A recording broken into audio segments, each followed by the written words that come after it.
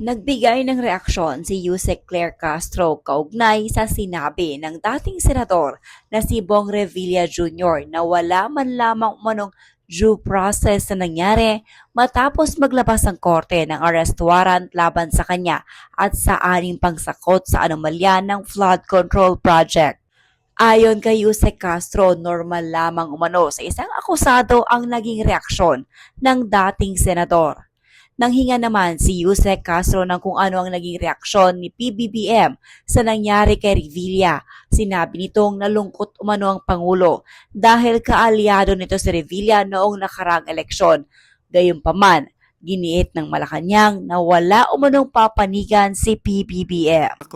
Clarification or follow-up on Senator Revilla, no? Yung tanong kasi kanina, yung allegation niya na hindi na nasusunod yung due process, no? Under this administration. So, what do you say to that?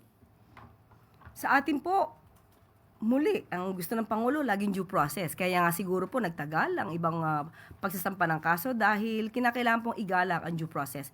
Sabi ko nga po, kung yan po ang naging opinion ng dating senador, Bong Revilla, malamang gagamitin niya po yan bilang kanyang depensa.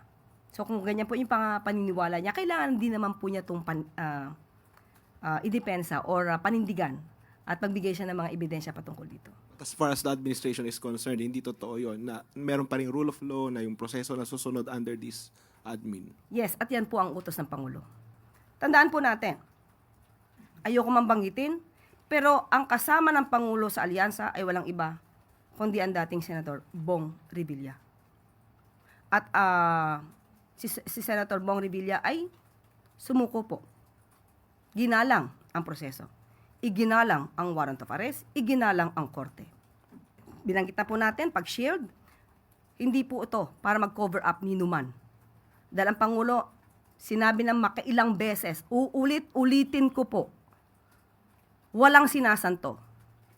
Kaalyado, kamag-anak, kaibigan, kung kinakailangan maimbestigahan, imbestigahan. Yan po ang utos ng Pangulo.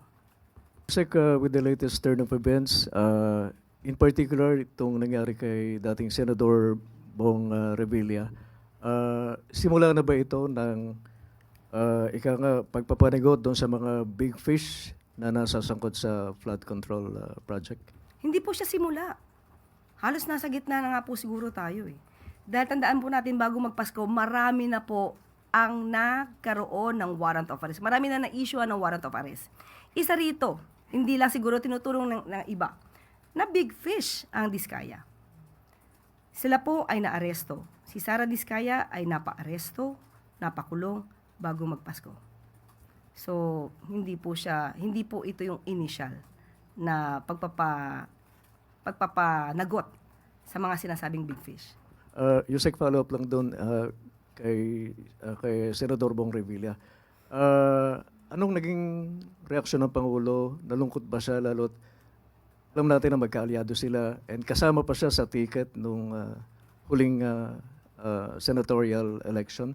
Anong naging pakaramdam dito ng Pangulo? Una pa lang po nabanggit ang pangalang Senator Bong Revilla, doon pa lang po nag-react na po ang Pangulo at syempre nagulat po siya dahil kaalyado niya po. Pero sabi nga niya po, makailang ulit sabihin niya, kahit nga po kaalyado, kung kailangan imbestigahan, dapat imbestigahan. Morning, ma'am. Ma'am, follow up lang po kay Bong Revilla. Ma'am, he said it seems na hindi nasunod yung due process following sa developments ng kaso niya. May we get palas po? Hindi po ako spokesperson ni dating Senator Bong Revilla. Kung ano man po ang kanyang nararamdaman ay igagalang po natin. Pero in general, yan po ang talaga magiging opinion at damdamin ng isang naaakusahan. At yan po rin ang kanya magiging depensa para po mapakita sa taong bayan na siya ay walang kinalaman. So it's just normal for an accused.